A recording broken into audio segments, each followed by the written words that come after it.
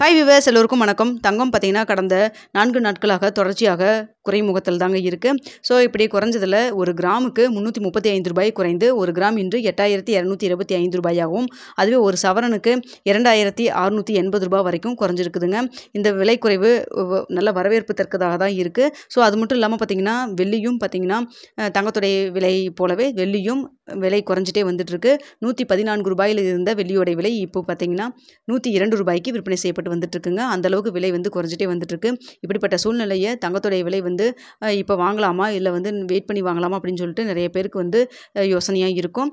So அதெல்லாத்துக்கும் பதிலளிக்கும் வகையில் இந்த வீடியோ மேக் பண்ணியிருக்கோம். இந்த வீடியோ உங்களுக்கு ரொம்ப யூஸ்ஃபுல்லாக இருக்குங்க.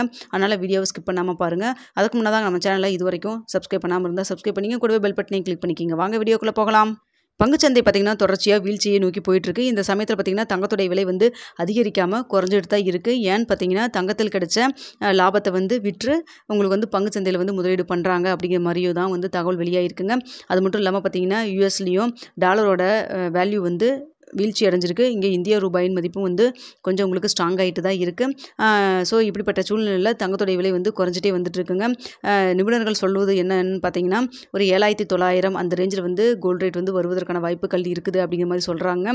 இது ஒரு கணிப்பாக தான் சொல்லிட்டு இருக்கிறாங்க. ஆனால் 8000 கீழே போனதுக்கப்புறம் தான் நம்மளுக்கு இதெல்லாம் ஒரு சாத்தியமே ஆகும். இப்போது தற்பொழுது பார்த்திங்கன்னா ₹8225 வரைக்கும் தான் நம்மளுக்கு இறங்கியிருக்கு. வரக்கூடிய இந்த வாரத்திலும் தங்கத்துடைய விலை கணிசமாக இறங்கலாம் அப்படிங்கிற மாதிரி தான் சொல்லப்படுதுங்க. இருந்தாலுமே பார்த்திங்கன்னா இங்கே இந்திய ரூபாயின் மதிப்பும் பார்த்திங்கன்னா ₹85.80 வரைக்கும் போயிட்டுருக்கு. இப்படிப்பட்ட சூழ்நிலையில் தங்கம் இப்போ வாங்கலாமா வெயிட் பண்ணி வாங்கலாமா அப்படிங்கிற மாதிரி ரிப்பீட்டடாக நம்மள்கிட்ட சப்ஸ்கிரைபர்ஸ் கேட்குறீங்க. அதாவது நீங்கள் பல்காக கொஞ்சம் வாங்கணும்னு நினச்சிங்கன்னா ஒரே நாளில் போய் குறைஞ்சபட்ச ரேட்டில் தான் நம்ம வாங்கணும் அப்படிங்கிறத தவிர்த்து கொஞ்சம் கொஞ்சமாக நீங்கள் இன்வெஸ்ட் பண்ணி வச்சுட்டிங்கன்னா காயின் வாங்கணும்னு நீங்கள் ஐடியாவில் இருந்தீங்கன்னா கொஞ்சம் கொஞ்சமாக நீங்கள் வாங்கி வச்சிட்டிங்க அப்படின்னா அது உங்களுக்கு பெஸ்ட்டாக ஒரு சராசரியான மதிப்பு கொடுக்குங்க.